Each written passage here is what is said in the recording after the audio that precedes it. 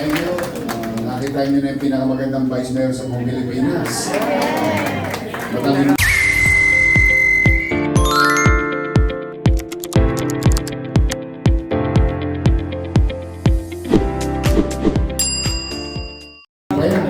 Kaya nga, upo, paupo. Good morning. Okay, welcome kayo Ba't sa nakaharang Manila. Sino? Dito muna. Tatanungin ko muna yung mga nanay at tatay dito. Kanina may lola eh. Pero most view is nanay at tatay. Taas ang kamay na nakapunta sa Manila Zoo nung bata sila. Ayun. Yes, marami akong testigo. So, sa mga nakapunta dati, naalala nyo yung dating Manila Zoo. Kamusta naman? Okay naman. O, ngayon, ano naman ang masasabi nyo sa bagong Manila Zoo? Mas maayos. Mas maayos para sa mga hayop. Kasi your city government, capital of the country, we wanted to heed to the call of animal care also. Kaya gumawa kami ng mga pasilidad at binago namin buto coast to coast. This entire Manila Zoo, talagang binago namin ito na mas pinalaki namin yung mga lugar ng mga animals. At the same time, as much as we can, of course, these are some of them wild animals, no? So kaya kailangan medyo sana laging ligtas ang ating Manila Zoo. Lalo na pag nakita nyo yung may konting flooding doon sa area doon. Nandun yung may hawak ng flood control. Laki na. Nakita nyo ba? Naku, magugulat kayo. Talagang malaki na. Doon siya. Sa sobrang laki niya, parang hindi niya na nagagapang yung sarili niya. But I want you to enjoy sa mga nakapunta na dati at ngayon naman. At sa mga bata, lagi kayong welcome sa Maynila. Huwag kayong magdadalawang isip na kahit saang lugar pa kayo, you're always welcome here. Nabanggit na ni Vice Mayor Chi, we are trying to improve. During my first term, 2019-2022, ang aming mga eskwelahan dito is vertically improved. Sabihin, inaabatan namin yung paglago ng populasyon kung saan magdidemand ng space. In the case of City of Manila, and most likely Metro Manila, in a highly urbanized setting, kadami ang populasyon, pupunti ang espasyo. So that's why we opted to go further, like 10 to 15 years of population growth with regard to sa ating mga komunidad. Kaya ang aming mga eskwelahan dito, marami kami na itaguyod na 10-story, fully air-conditioned public school. Pag nakita niya sa Manila Science, sa Albert, sa Almario, ngayon tutuloy ko yung Magsaysay, hopefully. At gusto ko ma-achieve ng Maynila, o hindi namang local government unit, yung teacher-student ratio that is universally accepted. Kasi mas tama lang ang dami ng bata sa classroom, mas maaliwalas, mas maginhawa, at mas madaling makapag-focus ang teacher at estudyante. Yun ang aming aspiration. Dreams for our mga batang Maynila. sino nag-aaral sa public school? Public school? Sa private kayo? Public school. Bakit ko yung tinanong? Kasi mga bata, siyempre, alam mo naman ngayon, ang panahon ng social media, dahil maraming ipinapakitang magagandang bagay. It works both ways. Negative or the positive, depende sa discernment ng tao yan. But, I just like you to inform you, gusto ko lang mapaalam sa inyo. Alam niyo ba mga bata, ako ay produkto 100% full-blooded product of public education system. Para lang ko, una, nung pasimilad niyo ako, yung mga nanay niyo inaputok, Tulungan Center, na mas kilala na ngayon Baker. Noong araw, may ginagawa ang gobyerno sa mga pakanting lote kung saan nagtatayo ng Tulungan Center. Ang Tulungan Center ay merong livelihood, may some sports activities, and school life for daycare. Yun ang aking doon ako nag-umpisa. Tapos nung nag-7 anyos na ako, qualified na ako to enter into primary school. Kasi noong araw, para mag-grade 1 ka, kailangan 7 years old ka. Yun yung Rosauro Almario Elementary School. Ang sabi nila, ang Rosauro Almario Elementary School ay mababang paaralang Rosauro Almario. Nagtataka ako, nung bata ako, may pumapasok ako, paano naging mababa, pimplong ko. Then, pag-graduate ko ng elementary, ako ay nag-aral sa Tondo High School. High naman talaga kasi 4th floor na. Kaya ko yan sinasabi mga bata, it is not only about the institution or the school. It is always about you. Okay? Yung pagpupursige ninyo na mag-aral maigi ay siyempre gusto yun ng teacher. At lalo-lalo gusto yun ng magulang. Pero kahit na, sorry to say, ako mga bata, nung araw maigin yung ballpen, ay yung lapis, baka ba? Monggol. Ako naman magdadaliri ko nung araw sa nanay ko. Ewan ko, meron pa ba lapis ngayon yung ganyan? Yung mataka? Meron ba? Tumang-tuma ako doon, pag nakikita ko yun. May malaki pambura, no? But kahit na anong pili, gabay, ng teacher, ng magulang, nasa sa iyo bilang mag-aaral. Ba si Idol? Kaya kinakailangan, tama tanong ko, sinong gusto maging doktor? Good. Sinong gusto maging lawyer? Lawyer. Sinong gusto maging engineer? Nurse. Artista. Artista, pwede na kami dyan. Yun na yan. Sino gusto maging mayor? Sino gusto maging congressman?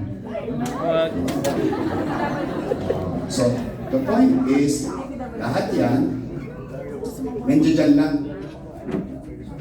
naghihintay lang. Matter of time. But, you will not arrive there by just sitting around, playing with TikTok and ML. Or any other unproductive things utilizing your free time. So, anong punto ko mga bata? Noong araw, i-share ko sa inyo ito kasi minsan nagtatampo tayo sa nanay natin, nagtatampo tayo sa tatay natin pagka hindi tayo nabibigyan, nabibigay yung gusto natin. Mahina. Noong araw, uwi ko sa eskwela, kasi kita din niyo ako, pagdating ng alas 2, alas 3, loob 2. Tulog ka na. Mali! Para tumangkad ka! Look.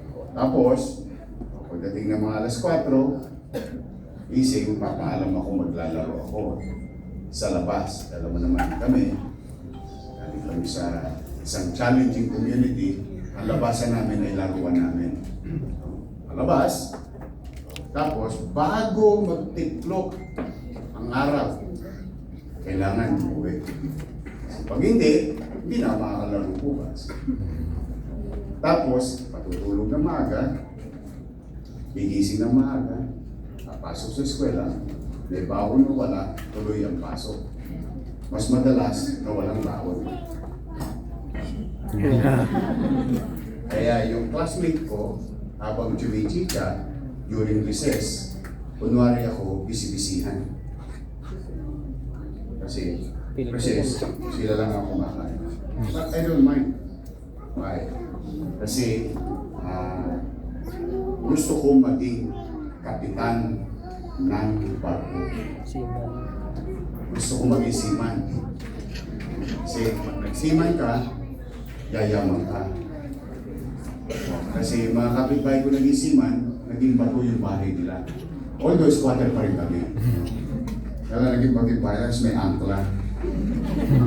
Sa labas, kapitbahay na kami nakakarinig. Ang batang 80s talaga, naliligo. Pag babae ka naman, punta ka ng Japan. That's the way to do it. I mean, that's reality of particular community.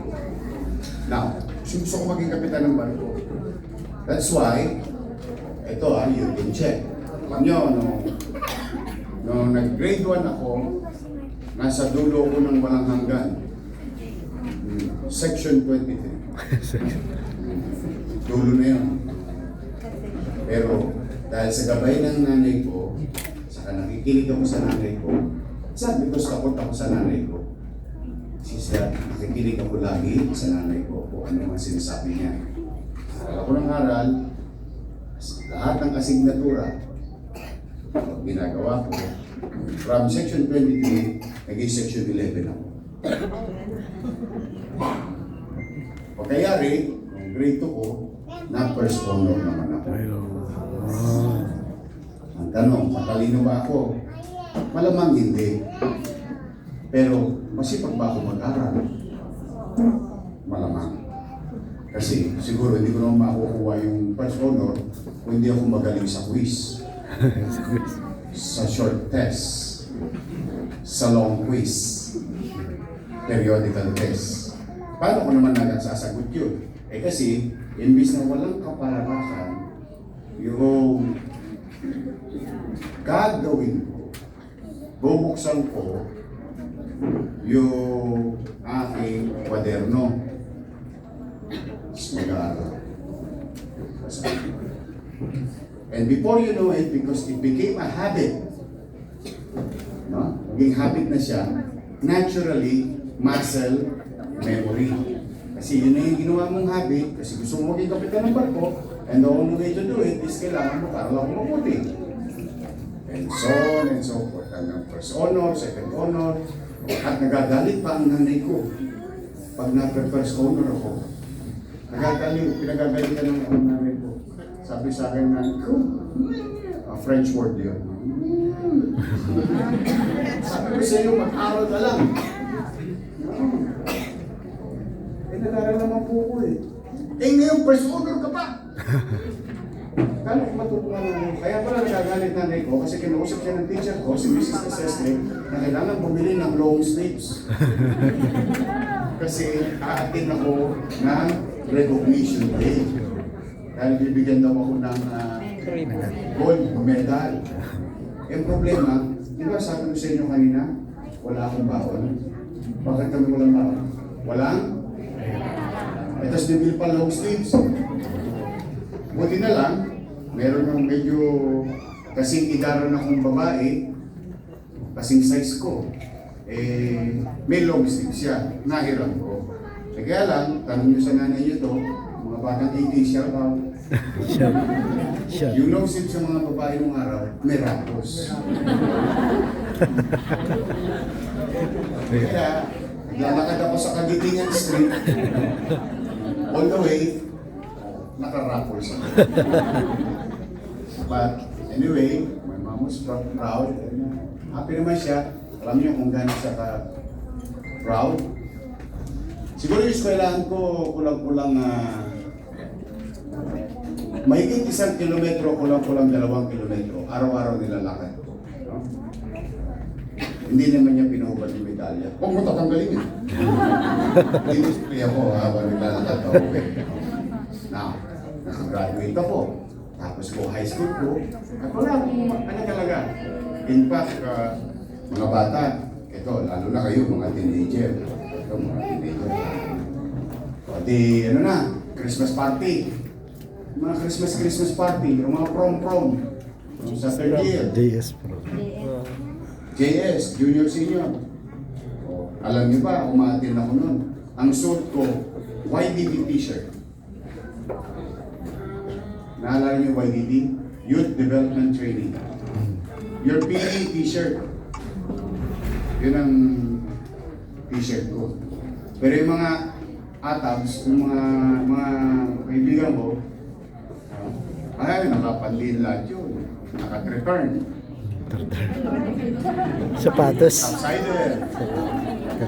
Pop swats. Oh. Angat ka na pag ganun. Angat ka na pag ganun ka. Lalo na yung SWAT.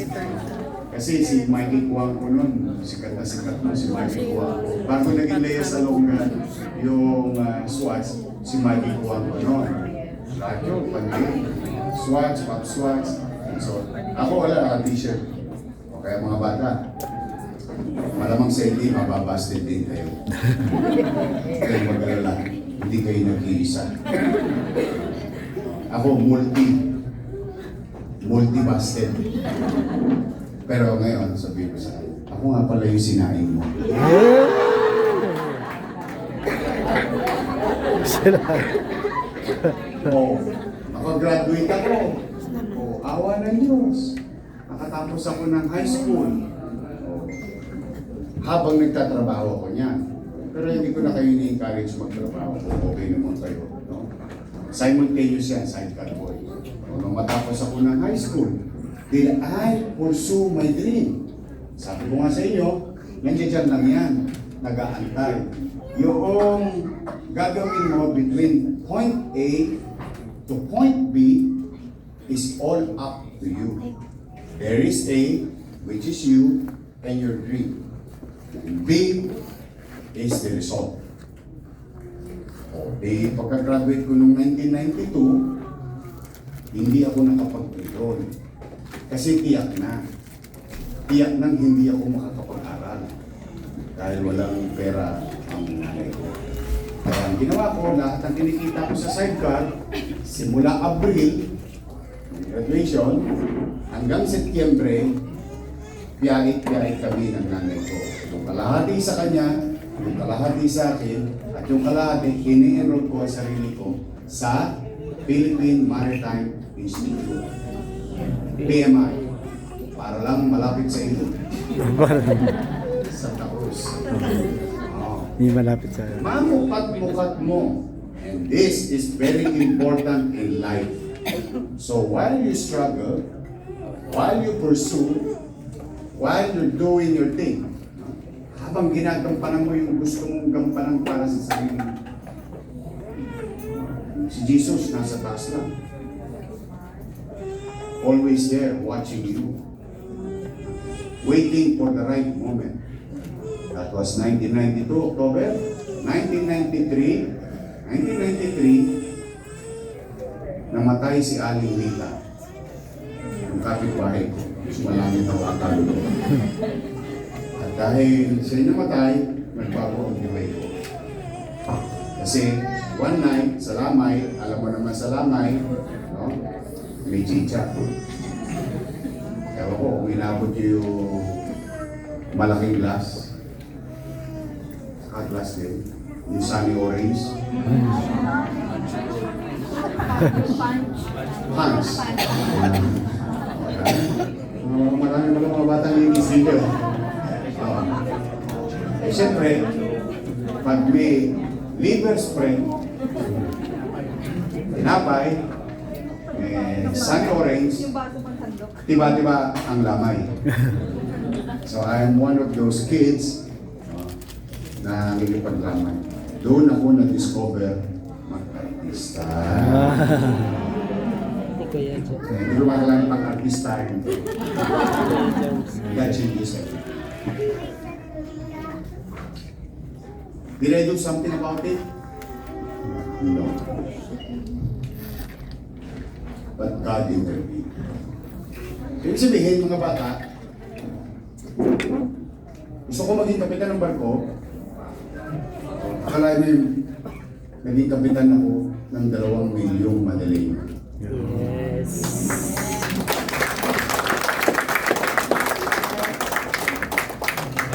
So, kaya, after this story, you may be feeling, maybe, may nararamdaman kayo, parang wala akong laruan. May maglala, rin akong laruan. Pati nga Jackie Stone, pinapatulang ko, makalaro lang eh. Pambabae yun yung Jackie Stone. Gusto ba? Anong lalo niyo yun? Sa edad. Pero nagpag-Jackson din na ako. Kahit Makalaro lang. Kaysa walang laruan. Ibig sabihin, walang cellphone doon. kasi hindi na ibibigay ng magulang, ayaw ibigay ng magulang. Hindi lang talaga kaya. Kasi mas mababutihin yung piso, which is 75 lang ang itlog. Yung pisong ibibigay sa akin, hindi na ibibigay ng nanay ko, dahil parang hali, laging kami may bigas sa bahay, priority ng nanay ko yung bigas. Mga batang biskwit, yung lata ng biskwit, doon nalagay ng bigas eh. Oo nga.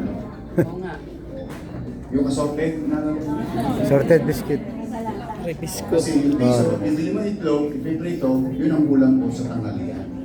So, minsan mga bata, baka lang magtatampo kayo sa inyong mga magulang, bakit hindi kaya ibigay yan? Talagang ganun ang buhay.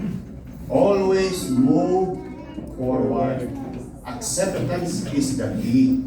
Kaya kailangan, kung gusto mo magbago ang buhay mo, salamat sa Diyos, meron ka pang nanay at tatay. Good. Salamat sa Diyos, meron kang paaralan.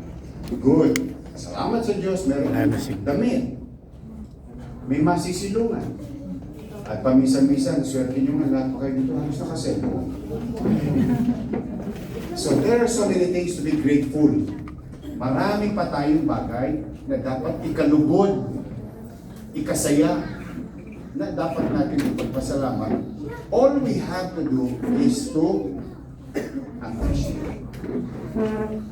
When you appreciate things, mas masasayahin kayong bata. Kaya, huwag malulungkot, pag wala. Ang mga bata. Alalay ka tayo. Pinatulang ko rin yun. Kasi may sandwich doon. This is the day.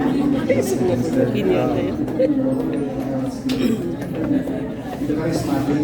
Baka charismatic, natumira lang ng tinapay. So, kaya mga bata, gusto niyo na ba, nakaikot na ba kayo? Gusto niyo bang umikot? Pasensya na kayo, pinakwentuhan ko kayo ng buhay ko. Kasi nalulungkot ako nowadays, masyadong feeling privilege ang bata. Nalulungkot ako nowadays, masyadong humihina ang kalooban ng bata. Kasi, because of what you are watching in your heart. Akala niyo lahat madali. Go back to reality. What you're seeing from these visual materials, it may be true. How did they get it? That's another story. You can use it as an inspiration and as aspiration, but it is not your life. Your life is here in the real world. Don't ever live in the world of make-believe or Disneyland. Magandang Disneyland. But that is the world of win. Reality is maraming pagsubok sa buhay. Kaya, kung gusto niyong lumigaya ang inyong buhay, kumain ka na. So, kailangan lagi tayong masasayahin, lagi tayong mag-appreciate, lagi tayong magpapasalamat sa Diyos, lagi tayong magdarasal. Dahil laging may awa Ang Diyos. Diyos. Okay? So mga bata, good luck sa inyo today. We, Lole, private sectors, your city government, DSWD, PESO, and all other agencies, we love you. We really love you. We are building something today. We are redirecting something today on a common purpose to give something for the next generation, to develop something for you. Kaya ang aming bagay na responsibilidad ay aming gagampanan. Pero kayo bilang bata o sino man ay may responsibilidad din sa inyong kanino? Kanino? Sarili. You are responsible for yourself. Okay? So, good luck sa inyo. Have a nice day. I'm going to another event. But, again, all of you to the parents, children's, organization, and agencies, welcome po kayo sa Maynila.